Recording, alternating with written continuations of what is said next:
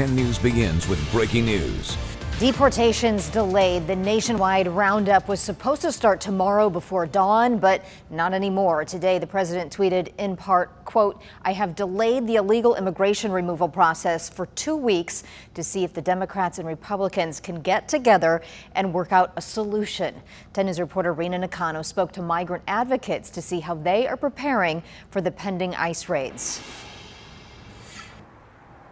Yeah, that's right. We spoke to an advocate who has worked with those who are arrested at the Zion ICE raid back in February. He told me whether this is delayed or not, San Diego is a border town, so these migrants need to be prepared and ready and know their rights. Monitoring immigration activity. For Benjamin Prado, deportation is always on his mind. We see a policy of terror. As a community advocate, he connects migrants with various services. Whether people have a document or not, people have a right to work, people have a right to produce and create a meaningful life for themselves. Not so, says the president. Everybody that came into the country illegally will be brought out of the country very legally. So even when President Trump announced he would delay the nationwide ICE raids originally scheduled for Sunday, Prado's work remains the same. We're on a permanent campaign of informing families what their rights are, ensuring that they know that they don't have to speak to immigration law enforcement. Governor Gavin Newsom agrees. When we talk about knowing your rights, no abras la puerta.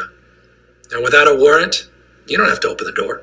Prado says it's imperative families have a serious conversation with their children and relatives now to avoid what are called collateral arrests. There have been instances where Immigration Customs Enforcement not only goes after the individual, but they also go after family members. And so that's also the other aspect of it, is to inform and ensure that the entire family is able to defend their rights beyond just the individual that already has a final removal. Prado says to network with humanitarian organizations.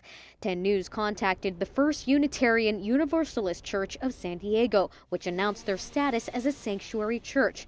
They said, quote, "Our vote to be a sanctuary church was a decision to open the doors to those in need. While we are limited by our space and resources, we continue to work with community partners to offer us guidance as to where the greatest need is at the moment."